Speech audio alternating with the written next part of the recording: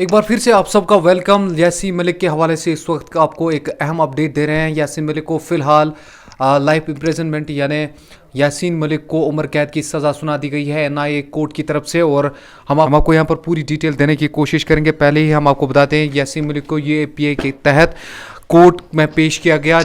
आपको बता दें यासीन मलिक के खिलाफ कई एक केसेस दर्ज किए गए थे, जिसके बाद आज कहीं जाकर यासीन मलिक के खिलाफ जो केसेस थे उन पर समाअत हो गई कोर्ट में, और कोर्ट ने उनको उम्र कैद की सज़ा सुना दी। आपको बताते हैं जब यासीन मलिक को कोर्ट में आज पेश किया गया, आज दोपहर के बाद, तो ये जो एनआईए का जो स्पेशल पब्लिक प्रोसिक्यूटर है, उन्होंने कोर्ट से डिमांड की कि यासीन मलिक को डेथ पेनल्टी यानी उनको मौत की सज़ा सुना दी जाए। मगर वहीं पर एक और वकील जो थे एडवोकेट अखानंद प्रताप, वो उसने यासीन मलिक के हक में बात की और कहा कि यासीन मलिक को कम से कम सज़ा दे दी जाए। ये पहले जब वकील आपस में बहस कर रहे थे, वहीं जब यासीन मलिक को इसके हवाले से पूछा गया कि आपका इस बारे में क्या ख्याल है, तो यासीन मलिक ने कहा कि मैं अपनी ज़िंदगी के हवाले से कोई भी भीख नहीं मांगूंगा, जो भी कोर्ट का फैसला होगा मैं उस पर राज़ी हूं, मैं उस पर रेडी हूं। और साथ में यासीन मलिक ने यह कहा कि पिछले 28 साल में अगर कोई भी इंटेलिजेंस एजेंसी, कोई भी एजेंसी, जितने भी एजेंसीज कश्मीर में काम कर रहे हैं,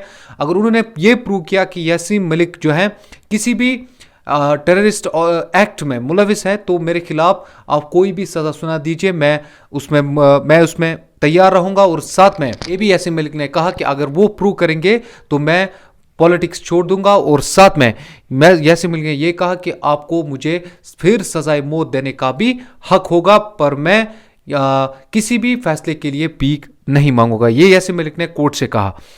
अब हम थोड़ा सा आगे चलते हैं। यासीन मलिक को कुछ दिन पहले यह भी कहा गया था कोर्ट की जानिब से कि वो एक एफिडेविट दर्ज करे, एफिडेविट डिस्क्लोज करे, जिसमें वो अपनी जो इनकम है और जो एसेट्स है उसके बारे में वो कोर्ट को जानकारी दे। जितने भी एसेट्स हैं उनके पास, जितने भी उन इनकम है यासीन मलिक के पास, वो उसकी जानकारी कोर्ट को दे दे। यासीन मलिक को किन किन केसेस में मुलविस ठहराया गया ये मैं आपको बताता हूँ। Yasin Malik was involved in conspiracy, waging war against country और unlawful activities and disturbing peace in Kashmir, ये जैसे केस हैं, इनमें यासीन मलिक पर जो है आज सज़ा सुना दी गई, जिसमें सेक्शन 16 है टेररिस्ट एक्ट, सेक्शन 17 है raising funds for the terrorist acts, section 18 है conspiracy and commit terrorist act, और सेक्शन 20 है जिसके तहत आज यासीन मलिक को सज़ा सुना दी गई। और साथ में आपको बता दें यासीन मलिक को लाइफ इम्प्रिजनमेंट, जिसमें 13 यूएपीए 5 साल के लिए, और साथ में 121A के तहत उनको 10 साल की जेल,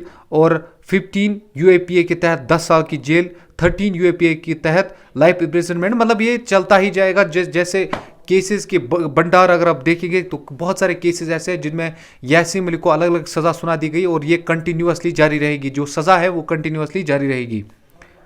तो आपको बता दें एक बार फिर से यासीन मलिक को आज कसूरवार ठहराया गया, और जिसमें यासीन मलिक को लाइफ इम्प्रिजनमेंट यानी उम्र कैद की सज़ा सुना दी गई। अलग अलग केसेस में अनलॉफुल एक्टिविटीज़ के तहत यासीन मलिक को एनआईए की तरफ से लिया गया था, जिसके बाद एनआईए ने एक डोसियर तैयार करके आज कोर्ट के सामने पेश किया, जिस पर आज दोपहर के बाद जज ने फैसला सुनाया, और उन्होंने ये फैसला सुनाया कि यासीन मलिक को अब लाइफ इम्प्रिजनमेंट यानी उनको अब उम्र कैद की सज़ा सुना दी गई है।